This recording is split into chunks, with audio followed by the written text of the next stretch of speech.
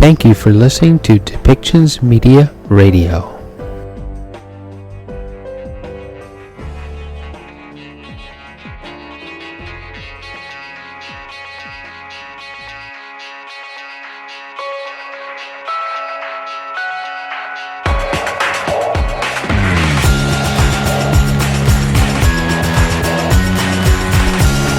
Welcome to Policy and Rights, the show about government policy and human rights.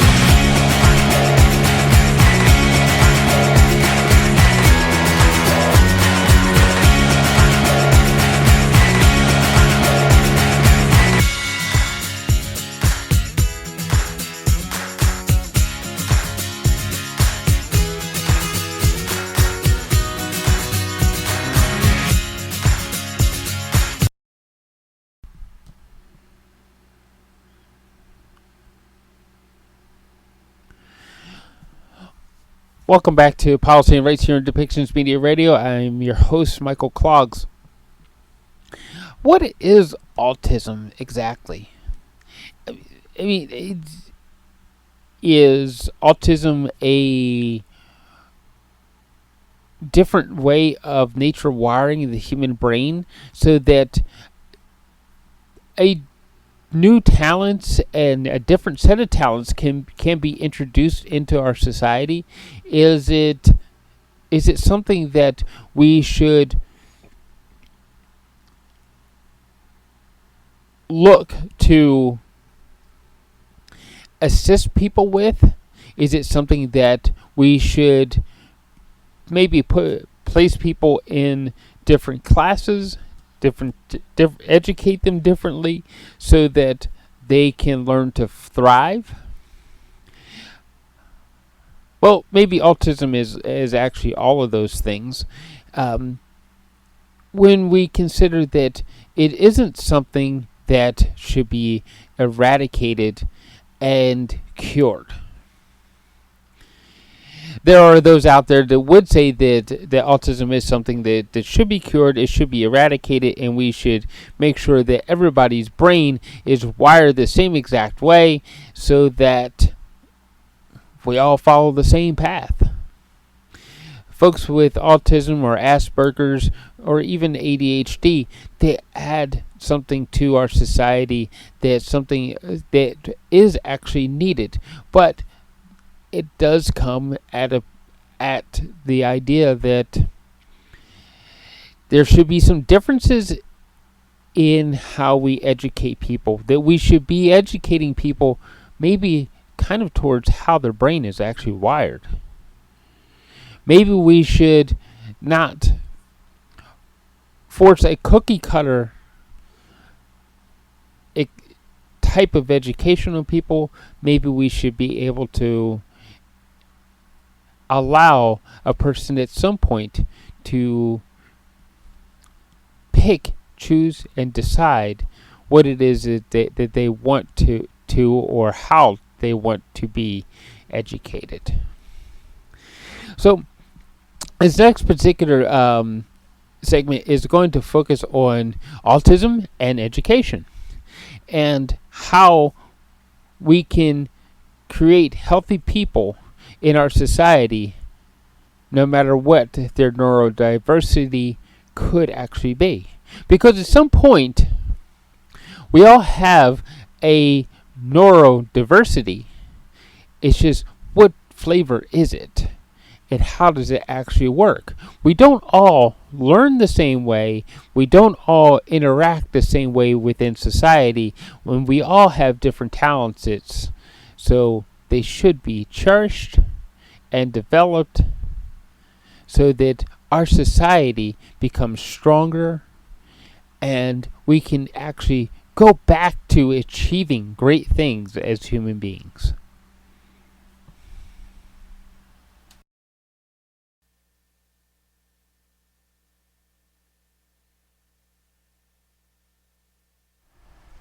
Hello, my name is Melissa Fleming, and I am the Undersecretary General for Global Communications at the United Nations. I'm very pleased to welcome you to today's virtual event for World Autism Awareness Day on the theme of transformation, toward a neuro-inclusive world for all. I would first like to express my appreciation to all the speakers and contributors who are joining us from all over the world. I would also like to thank the Institute of Neurodiversity, or ION, which has played a central role in organizing today's observance. ION is an organization established by neurodivergent people for neurodivergent people and their allies. Its mission is to help create a world where neurodivergent individuals feel accepted, included, and heard. We at the United Nations are delighted to be working alongside ION to bring the voices of autistic people to the fore here today.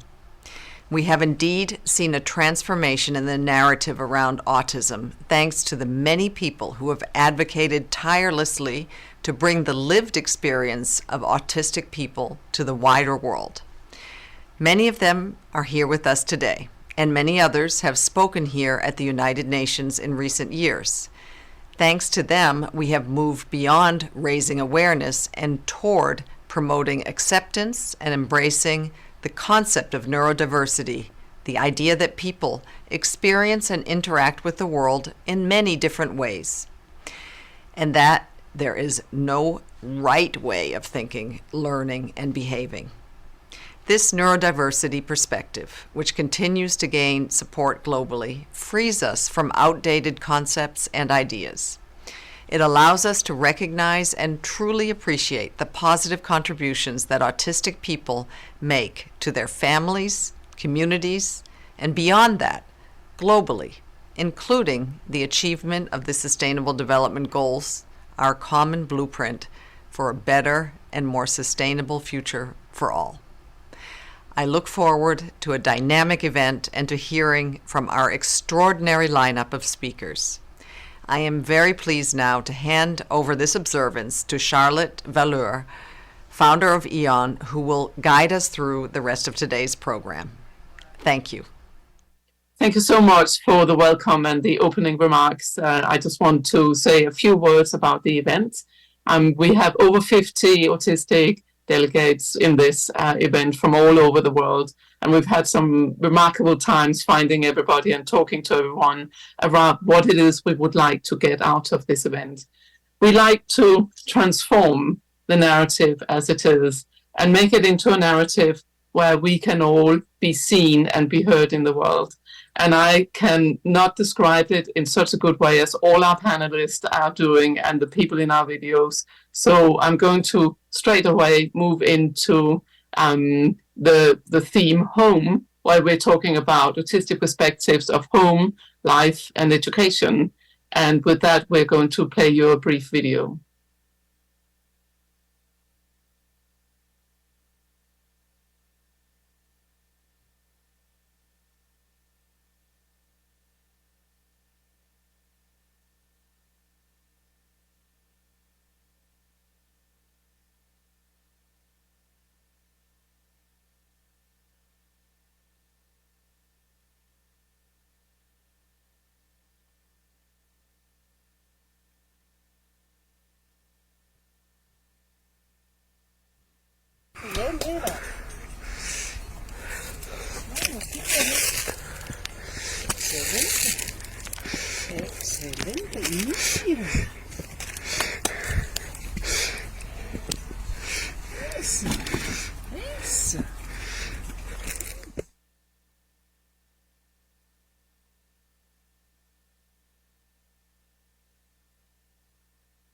Hi, Catherine Guimard. So happy to be here. I have never really understood the world. It's always been an enigma for me, and the main obstacle being this sort of power play that I know nothing about, and all these underlying things that you're supposed to do. So no matter how many diplomas I would get, the minute I walked into corporate, I would just shot first glance, I'm gone.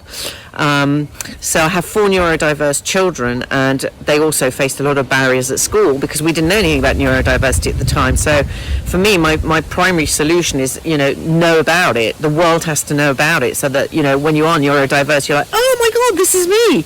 And immediately, this penny drops, and these years of personal development that I have done, as opposed to feeling lonely, depressed and horrendous, they all sort of come into play, and you can become a part of society. And that is so fulfilling that it's just amazing. So thank you for giving us the opportunity to speak.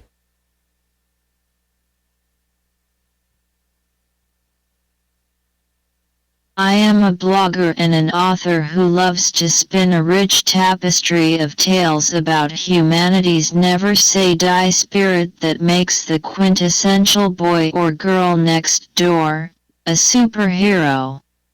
I have 2 published books to my credit and have contributed my perspectives to another one.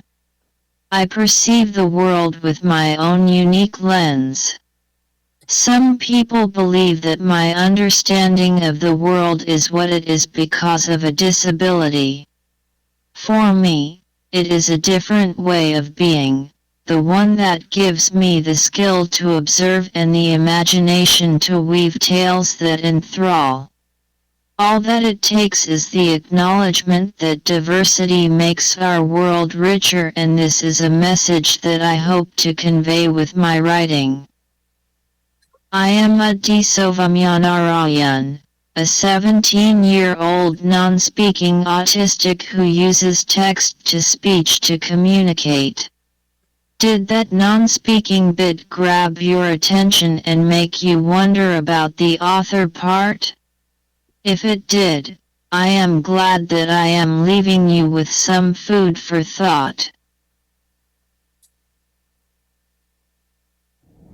Hi, my name is Robin Rosigno, and I'm an autistic activist, educator, and scholar. I contribute to the world through my scholarship, through my public speaking, through my advocacy work, and in my own home through my parenting of my autistic child. One of the struggles that autistic children face is the routine use of restraint and seclusion, as well as other abusive and coercive strategies within educational spaces. A lot of this is tied to a global autism industrial complex that seeks to make profits off of remediating autistic people. I think that in the future, one of the things that people can do to support the autistic community is to reject educational strategies and goals that really seek to normalize autistic children, as opposed to meeting autistic children where they are and allowing them to grow and thrive in their uniquely autistic ways. Thank you.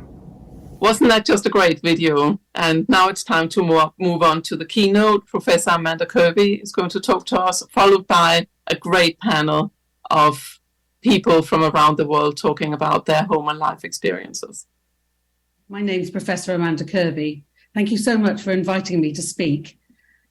I want to tell you a little bit about my background, that I come from a neurodivergent family, children, grandchildren, and worked in the field of neurodiversity for the past 30 years, run a clinical centre, written 10 books, hundreds of research papers, and I'm a medical doctor. So I'm a bit of an oddball because I travel through different parts of society. I also work in education and in employment as well, and I'm a CEO of a Tech for Good company. So what is neurodiversity? Well, it's the way we think, move, act, process information, communicate differently. We're all neurodiverse, and that's what's so important. We've got 84 billion brain cells connected in different ways. Society sets us up as neurotypical or neurodivergent because of the barriers we put in place for people to succeed. Some people have positive spiky profiles with strengths in some areas, but may not be able to show those in a traditional educational setting, may not be able to get into employment because of the barriers in recruitment and retention. The challenges we have sometimes are in ourselves individually. We may have visual impairment or hearing impairment, but the impact is that society can disable us. So the balls we have in our bucket really are dependent on the type of cognitive profile we've got. The reality is some cognitive profiles get more highlight and focus on them than others. So dyslexia and autism may be better known, perhaps, than conditions like developmental language disorder or ADHD, even though that they're very prevalent in populations. So your profile allows you to get a diagnosis or not. And until relatively recently, we were working on a bad enough principle. You need to be bad enough in a certain area to get this label, this diagnosis. Unfortunately, when you have the wrong cognitive profile that other people don't recognize or know, you get nothing. So this all or nothing approach and this diagnostic threshold of you have it or not doesn't seem to work because it fails so many people who are sub-threshold, who don't have that classic pattern. And in fact, in justice, we see often the picture of people in prisons who have cognitive diversity, but is not being addressed because of adversity. So very few people are just one thing. Our brains are not in those little boxes separated out because they overlap. All these conditions overlap frequently and often, even though when we describe somebody who's on the autism spectrum or who's autistic in that way, very few people are just autistic or just on the autism spectrum. The same goes for dyspraxia, ADHD. It doesn't matter where we start, we see this intersection. We're starting, which is so positive, to flip the narrative, to look at the strengths and capabilities, because we're saying there must be a really good reason for us to maintain these spikes in society. Like biodiversity, our cognitive diversity comes with benefits, but society creates some challenges. Two people with the same diagnosis are going to be really different people, and we can't do dyslexic people get this and ADHD people get that. It just won't work. And not everyone comes with a diagnosis or label. We may be fortunate in some countries to have diagnostic pathways, but in others, nothing at all. Even those, when they are developed, we've got long waiting lists. We also see females coming forward now where we kept missing them, misdiagnosing them or misunderstanding them because of their presentation as well. So we've got to be careful about assuming that people, children, adults will be identified and the support needs met. Because we keep thinking that, but society set up for this middle ground of people who can access services, who are literate, who are motivated, and denies those support to those who are outside the bell curve. Each one of us is going to have a unique, spiky profile. Each one of us is going to have strengths as well as challenges. And when you would pick up on the strengths and address the challenges, not deny them, but focus on them and look at what the barriers are, we can really make progress. The environment we're in can make us thrive or not survive, like the polar bear that can survive in cold conditions and the camel that can survive in hot conditions. You swap those animals around and they will die. And this is like our children and adults. If we put them in the wrong setting, they cannot thrive. This is really important. The other thing is that our brains change over time. This is not like, this is who you are today. I'm very different to the person I was 50 years ago. Developmental changes, we've got acquired changes like brain trauma. You can experience positive and negative things that are going on in your life, and your self-esteem and confidence can affect your ability to try and gain those skills because you might have had bad responses in the past. You might have suffered trauma. So there are models of practice that exist at the moment have generally been a medical model. They still exist. You have to get the diagnosis to get the support. Even though we espouse a social model, we keep going back to you need the diagnosis to get the support.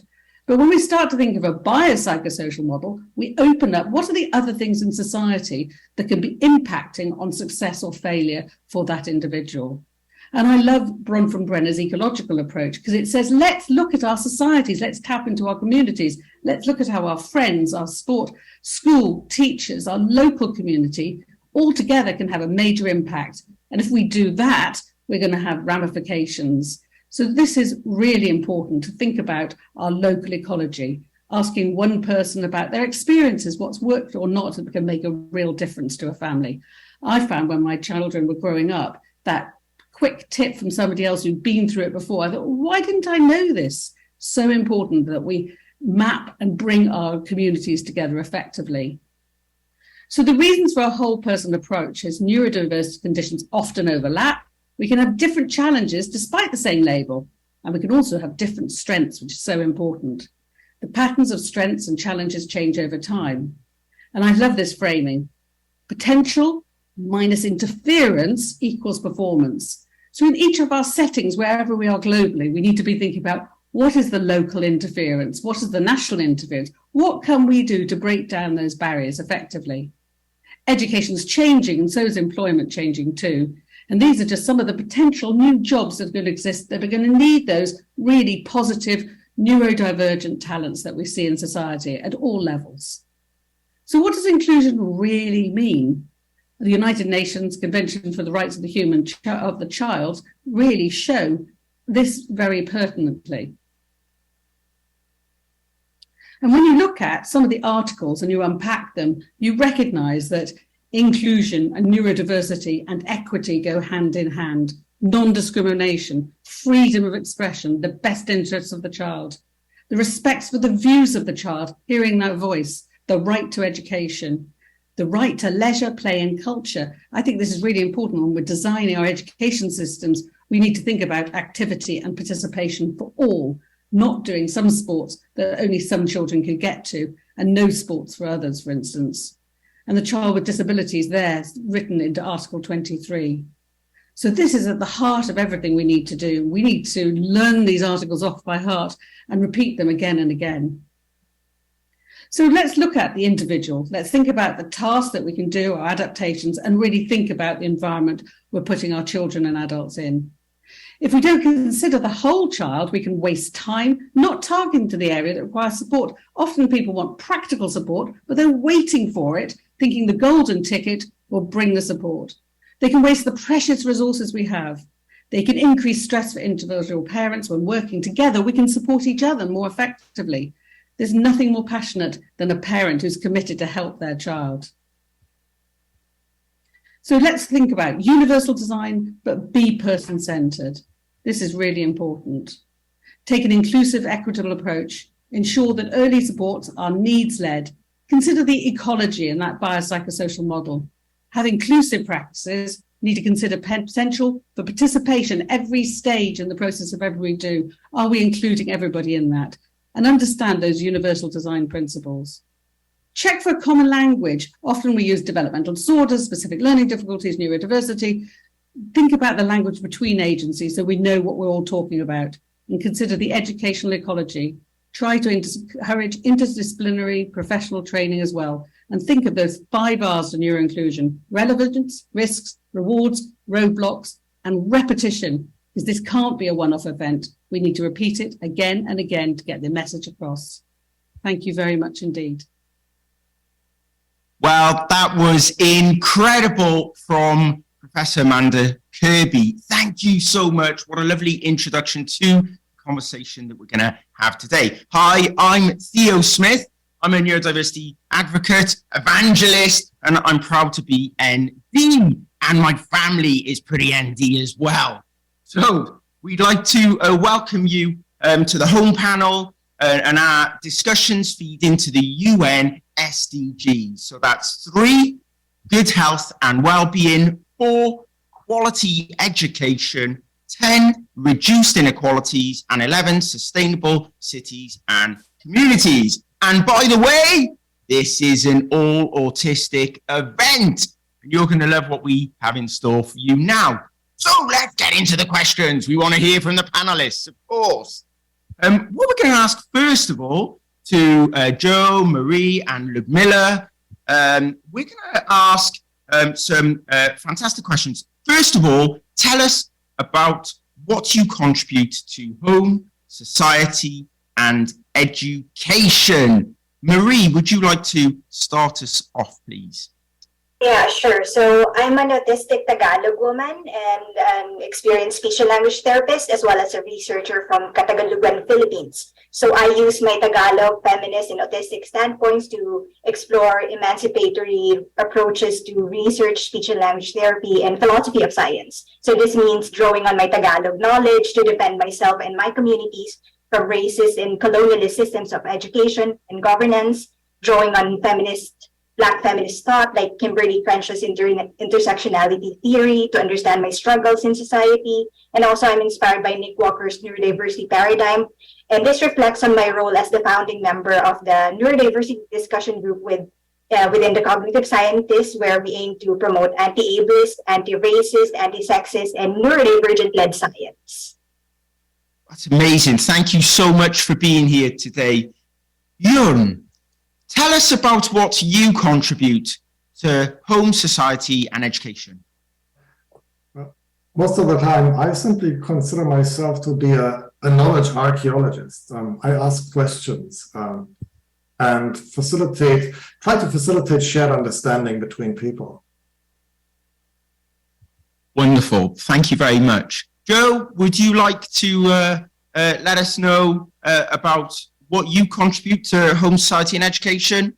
What I contribute is I'm a nurse, and I don't know a lot of nurses who are neurodiverse, and since then I founded a network for any nurses to join and collaborate and try to move the barriers, because these conceptions that if you're neurodiverse, if you're autistic, you're not able to have a healthcare profession because you don't lack of compassion or lack of all these other things that means that they're in the society.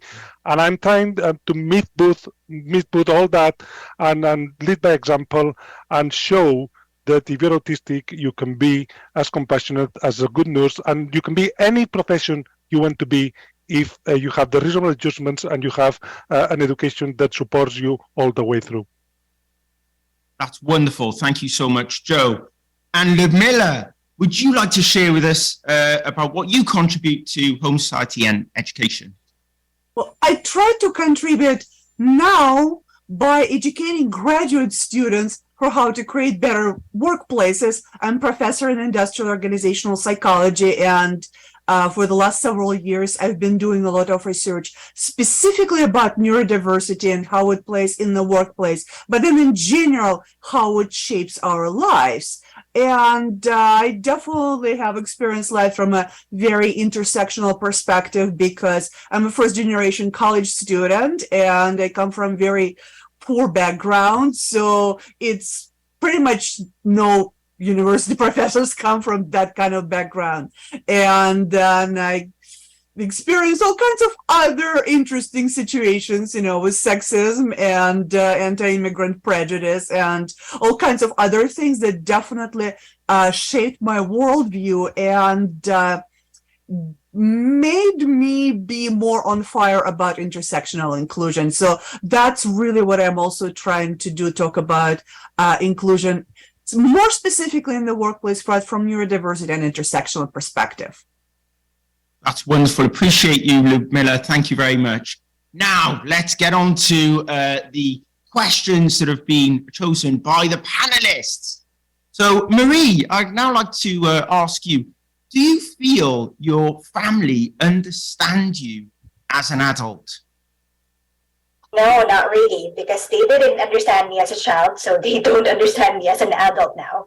We didn't realize that I'm autistic. They didn't realize, I didn't realize I'm autistic because of how society shaped ableist ways that we have now, and we all experience this. So they couldn't believe. Well, we still haven't. I still haven't had that conversation with my family about my being autistic. Although I don't have a formal diagnosis yet because it's expensive here in the Philippines. But I know because I'm researching it, and I had some screening when I was studying in the UK. So and my engagement with the neurodivergent and autistic communities made me realize that I'm autistic back in 2016, and I'm a science geek. So and these things ties together. So because there's always a disbelief when people when I tell people that I'm autistic because I do well in academically. And they couldn't believe that I would be autistic because of the stigma around autism. And so no, I don't feel understood yet. So that's why I'm doing this. Thank you so much. And thank you for calling out the challenges with gaining access to a diagnosis, which is a global challenge, but significantly, I understand the challenge for you. And I think that needs to be called out, that people need to understand for us to be able to have the label that we can identify with. Sometimes that's a huge struggle in itself. Thank you so much.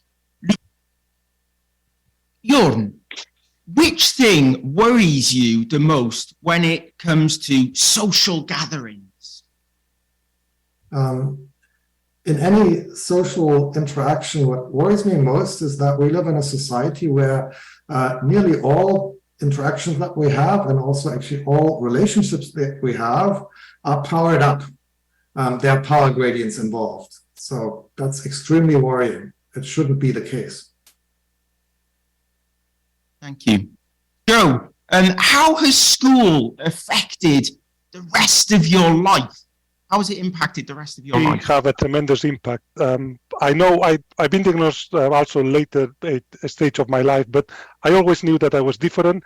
But the teachers knew that I was different. They were trying to do is also for me to comply and to try to fit me on a box. And I always had a lot of questions and everything. And I still remember when I was 15, my tutor of that year, when he was interviewing parents and everything about what career we would want to do. And I still remember that very vivid. I was sat there on that office with my mom and dad, and basically the teachers say, "Don't worry about your son. Don't need to go to university. Don't need to bother about anything education because we will never achieve anything." And I was there, and what broke my heart is that my mom and dad didn't challenge him, and they just went silence and went home. And my dad then took me to a psychologist and to see what if there's anything was wrong with me, and that also still carried this heavy heart that why my dad didn't have a conversation with me and why never challenged this teacher. And I spent the rest of my career to try to prove this teacher wrong. And I have achieved everything in nursing. I have achieved every work that I went. I was an overachiever. I was the fastest man delivering pizzas. I was the fastest. It was like a competition. In my head, I wanted to prove that teacher that he was wrong and I can achieve anything. And that also created me a lot of mental problems because I was exhausted and trying to prove the world that you're not a write-off. Also, it took me like 30 years to have a balance and to know that I don't need to prove anybody anything, and I'm who I am, and I have my good things and bad things like anybody else, and I don't need to try to overachieve to show the world that I'm worthy. I am worthy for who I am, but it took me, as I say, nearly 30 years since that meeting that I had with that teacher. Thank you so much, Joe. And I think that shared experience, in some way, shape or form, we can all feel that. But I mean, huge congratulations on the incredible work that you do and have done. Miller, how did you feel at home as a child growing up? I wasn't diagnosed until I was well into my adulthood. So nobody had any idea. My parents had no idea. And they were doing their best. But in my particular situation, the environment was completely wrong for any kind of autistic child because I was very poor. We lived in a tiny one-bedroom apartment with 4 people, apartment building, and I have very significant sensory sensitivities. So I would smell everything from the entire building, who is cooking cabbage soup and fish and all that. And like at night there would be TVs yapping from every apartment. And I remember being 4 and just feeling like I don't want to leave because it's too painful. And obviously I couldn't understand what was going on, but I think that's something that people don't understand and appreciate when they develop housing, how that housing impacts someone who is an autistic child, diagnosed, undiagnosed.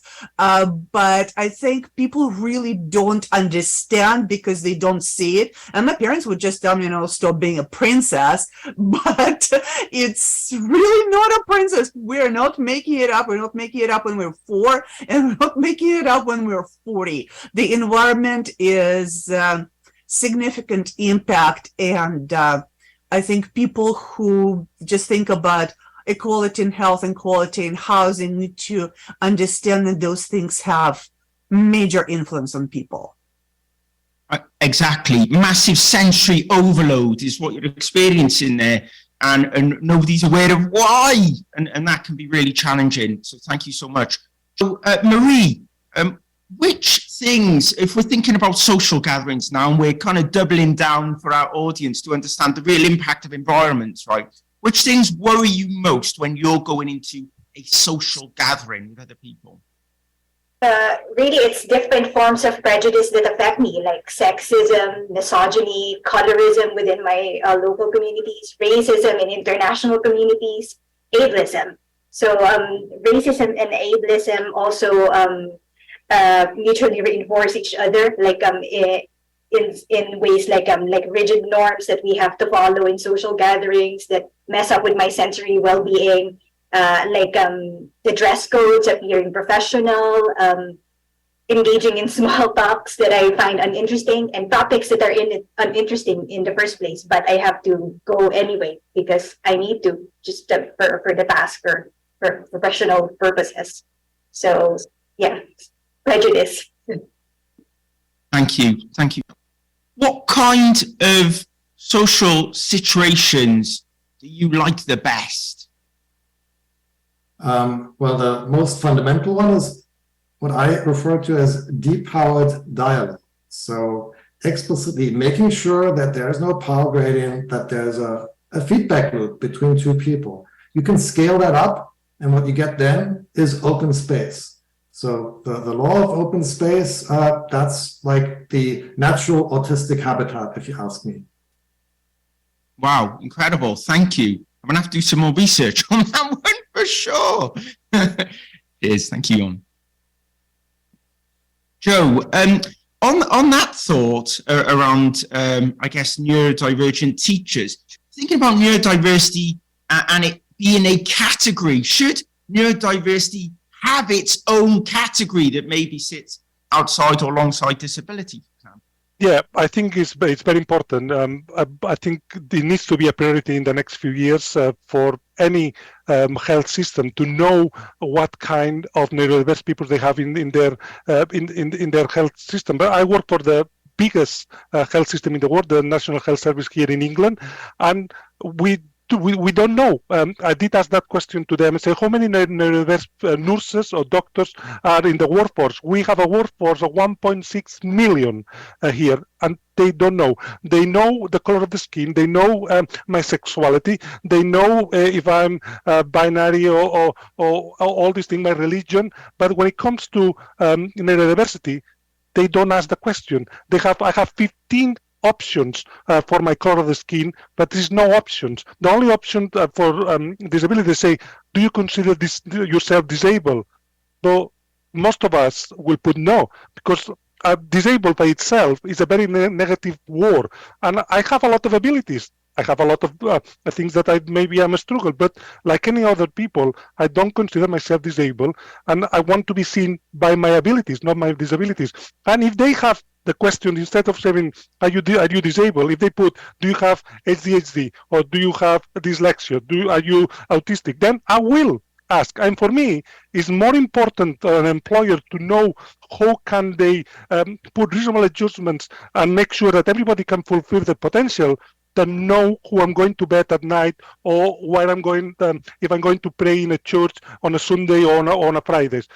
It should be a priority number one to know what kind of neurodiverse workforce each one we have in any health systems or any employer in the world.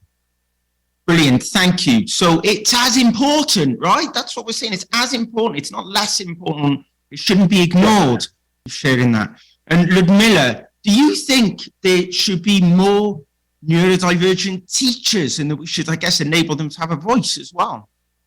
Well, yes and no. It's a tricky question because teaching in most countries that I'm aware of is a very brutal occupation. And many teachers don't have control over what they do. They're overloaded. And many teachers experience their workplaces as very high burnout. And in the States right now, there's huge teacher turnover, for example. And I know it's not just in the States. So there should be more neurodivergent teachers. Neurodivergent teachers should also be better supported. But what I think is really needed is more neurodivergent people on higher level of decision making about education. Because the way education is structured, teachers don't have very much authority over that.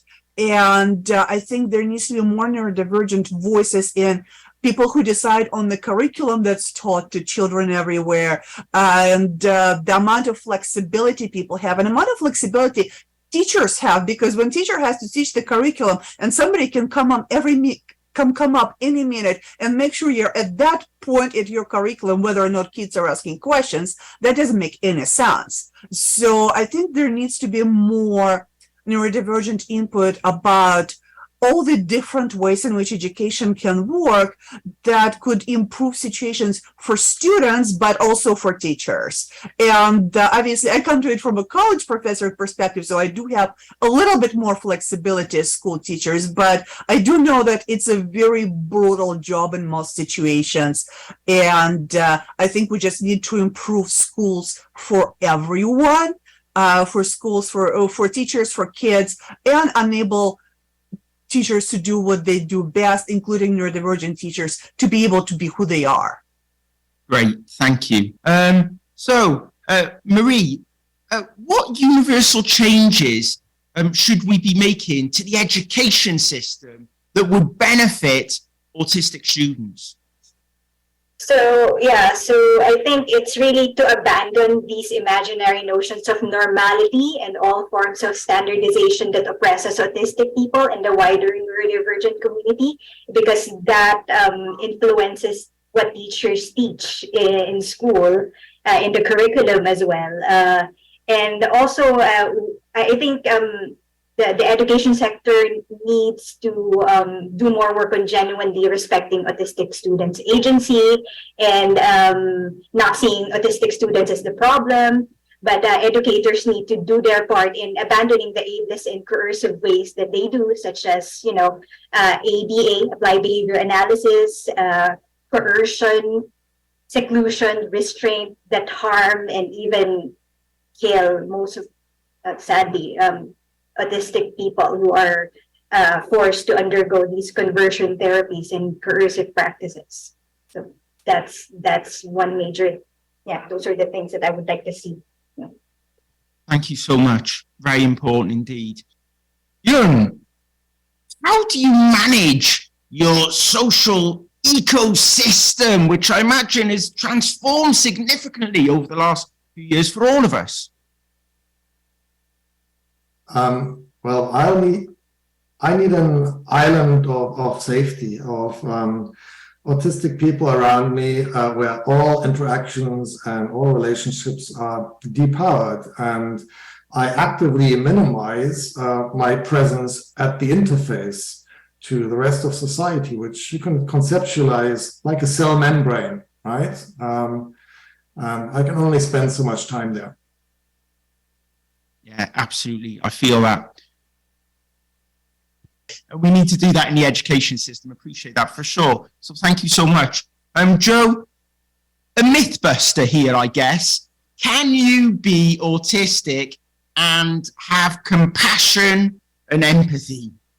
Yeah, that's the answer. Absolutely. I'm a nurse, and I can show compassion and empathy. I've been a nurse for nearly 30 years, and during all my career, I had no complaint from any of my patients or my colleagues for my lack of empathy. The only thing I have is I process feelings in a different way, and sometimes I'm not able to release these feelings, and I'm like a sponge, and I can sometimes overcompensate and show more empathy and go a bit the extra mile to make sure that that patient get what they need and everything. I always say, I remember as a nurse, I used to break a lot of rules, but I always have one thing. I remember one of my initial mentors when I was a nurse told me, if it's right for the patient, don't worry about the rules, do it. And for the following 30 years, that's what I've been doing. And I want to break that myth. We have feelings. I'm able to love people. I'm able to to have these compassions and everything. And I may show it on a different way, and that's why people sometimes get confused or not. But I also I had a lot of overload sensory. Sometimes I need to shoot down myself, and I need to be a step backwards and take some time out. Doesn't mean that because I need to recharge, doesn't mean that suddenly I'm not compassionate or anything. It's just the way that my body works it goes a bit of influx. That's why, but the answer is absolutely. I'm probably very compassionate and I have a lot of empathy. And if you don't look after yourself first, how can you look after others? Exactly. That is the reality. Wonderful. Thank you so much. And Ludmila, how did you feel in the education system and at school? How did it make you feel? Well, I am a very much of a spiky profile person. And so it made me feel like unrequited love, because I actually love learning. I enjoy it, and I did really well in most academic subjects. I failed PE, and I failed like home education because I'm super dyspraxic and I can't do anything right. I just drop everything, and I can't. And my handwriting is horrible, so I got punished for that. But on the other hand, I was reading college textbooks when I was in second grade. So they had no idea what to do with me. So basically I just sat there, read my like other books, and got bullied the entire time. And they wouldn't move me. There was no flexibility. And then they just kind of figured that, oh, we'll just use her as a substitute teacher whenever a teacher is sick. So I spent most of my schooling like teaching random subjects when some teacher was sick, and I'm getting bullied the rest of it, because that's really what I most remember. Just the social environment of school was kind of horrible, and my intelligence was just not seen because my handwriting was bad and because I couldn't throw a ball right.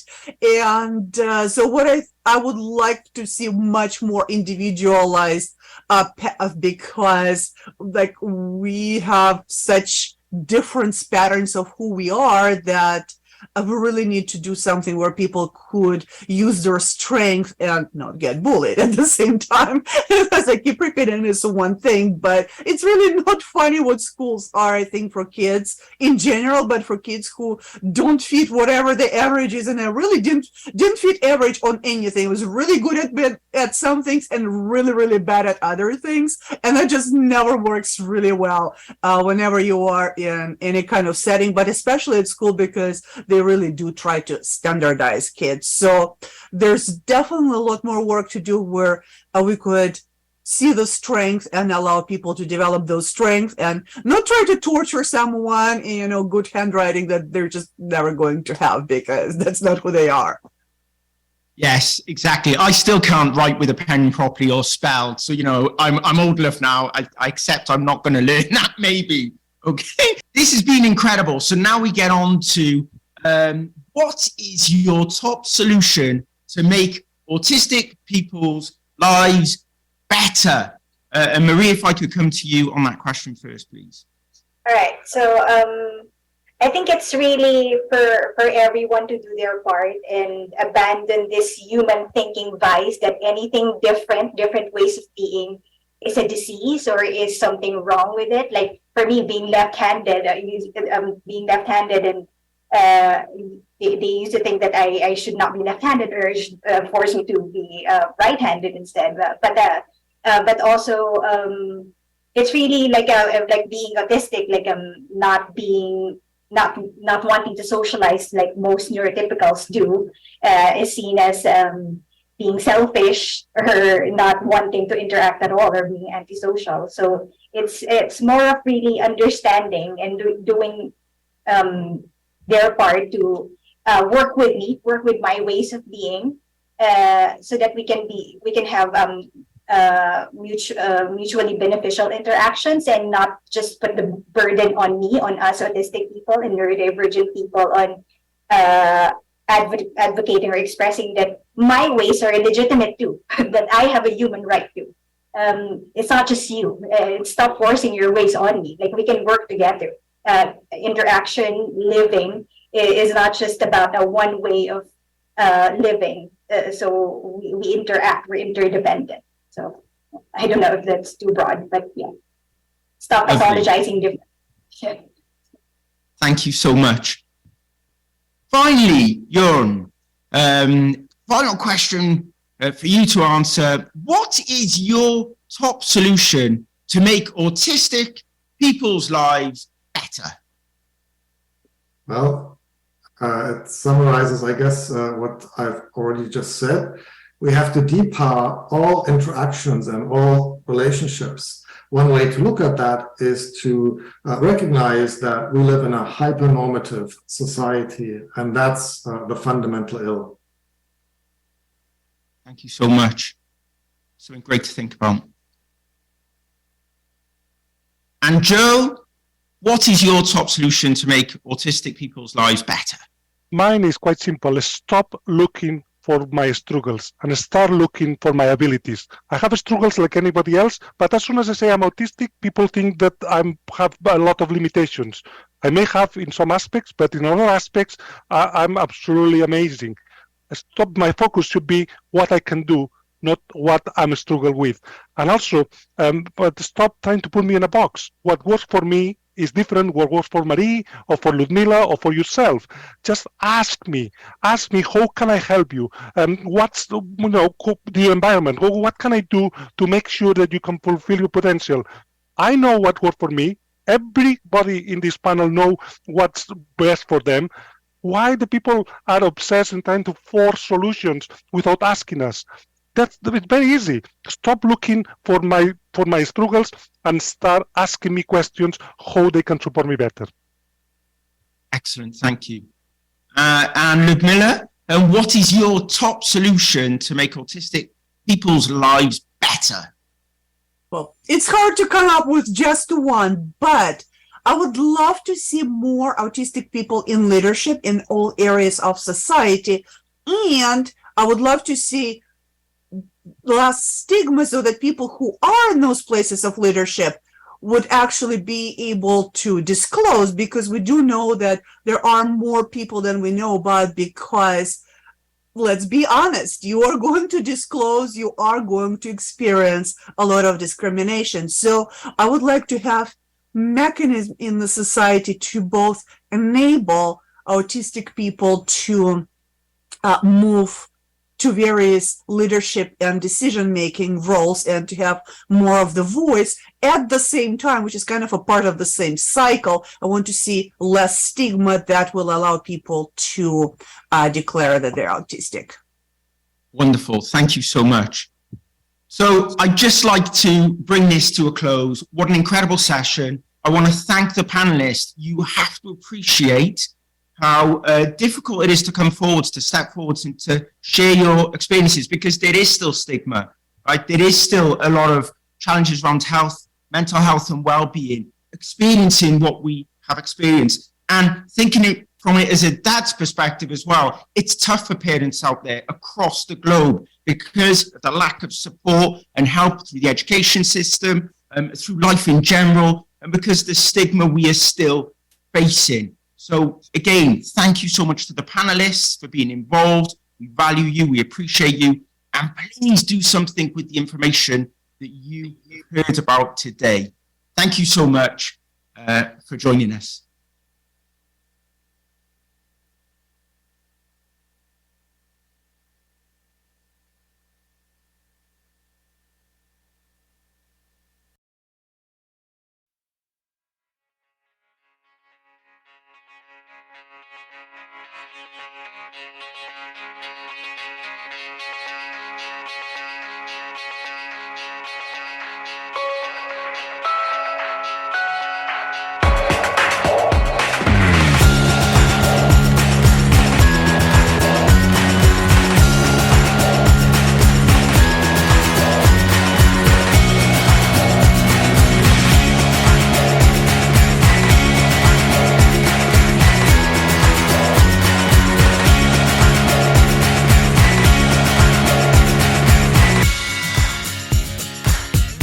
This show has been produced by Depictions Media.